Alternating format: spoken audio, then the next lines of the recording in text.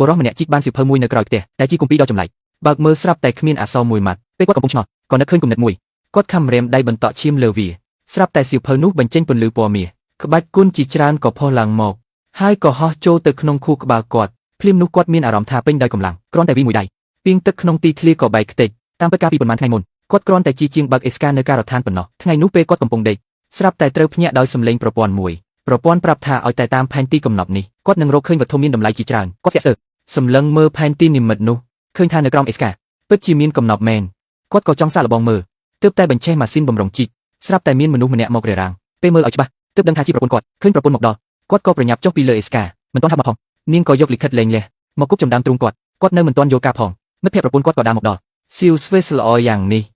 នៅជាមួយមនុស្សអត់បានការដូចអេនស្តៃណាពេលនោះប្រពន្ធក៏បង្ខំឲ្យគាត់ចុះហត្ថលេខាទើបគាត់យល់ថាការលះបង់រាប់ឆ្នាំមកនេះគ្រាន់តែជាការគិតតែឯងប៉ុណ្ណោះគាត់មិនមកអ្វីទាំងអស់ក៏ស៊ីញេយកតែម្ដងសម្លឹងមើលក្នុងអ្នកទាំងពីរគាត់ស្បត់ថានឹងធ្វើឲ្យនាងស្ដាយក្រោយបន្ទាប់មកគាត់ក៏ឡើងទៅលើម៉ាស៊ីនចង់ដឹងថាក្រោមដីមានកំណប់អ្វីរវល់អស់មួយសន្ទុះធំក៏ជីកបានប្រអប់មួយមែន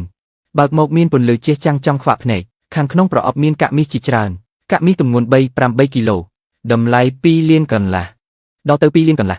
មើលទៅផែនទីកំណប់នេះជារឿងពិតមែនពេលយប់មកដល់គាត់ទៅហាងពេជ្រធំបំផុតក្នុងក្រុងដើម្បីលក់កាក់មាសថៅកែហាងគឺជាកូនស្រីត្រកូលឈិនគ្រាន់តែឃើញក៏ដឹងថាគាត់មិនធម្មតានាងចេញមកទទួលដោយផ្ទាល់ថៅកែស្រីមើលរបស់នេះតែមួយផ្លេតក៏ដឹងថាវាមានអាយុកាលរាប់ពាន់ឆ្នាំវាមានឈ្មោះថាកាក់មាសហ៊ុនយាននាងក៏ឲ្យតម្លៃមួយយ៉ាងខ្ពស់មួយតម្លៃ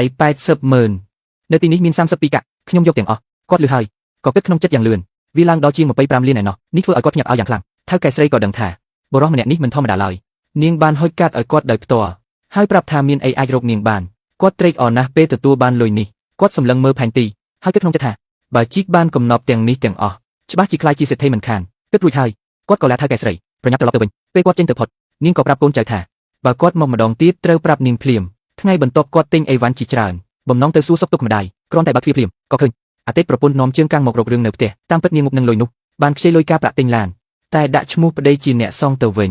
មេជើងកាំងក៏គំរាមថាបើថ្ងៃនេះគ្មានលុយសងទេវានឹងវីកំទេចផ្ទះចោលគាត់ខ្ជិលនិយាយច្រើន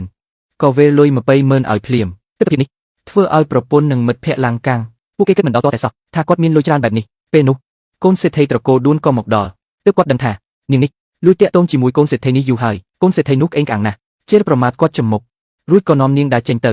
គាត់ក៏ស្បោះក្នុងចិត្តថាថ្ងៃណាមួយនឹងឲ្យពួកវាលុតជង្គង់សុំទោសរៀបចំកន្លែងឲ្យម្ដាយរួចគាត់នឹកឃើញក្នុងផែនទីថាក្នុងទីធ្លាផ្ទះមានកំណប់2កន្លែងគាត់អត់ទ្រាំលេងបានក៏ចាប់ដើមជីកបានមួយសន្ទុះគាត់ក៏បានគម្ពីរគ្មានអក្សរនោះតែជារឿងដើមវីដេអូមិញនេះឯរបស់ទី2គឺត្បូងមរក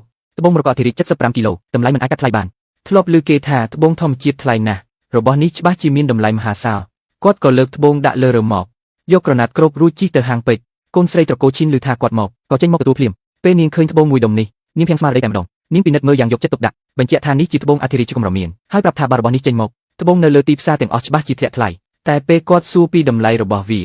នាងក៏មិនហ៊ានកាត់ថ្លៃដែរបន្ទាប់ពីពិភាក្សាគ្នានាងបានហុចសម្បត្តិអញ្ជើញមួយឲ្យគាត់ប្រាប់ថាត្រកូលឈិននឹងរៀបចំការដេញថ្លៃណែនាំឲ្យគាត់យកវាមកដេញថ្លៃមិនយូរប៉ុន្មានថ្ងៃដេញ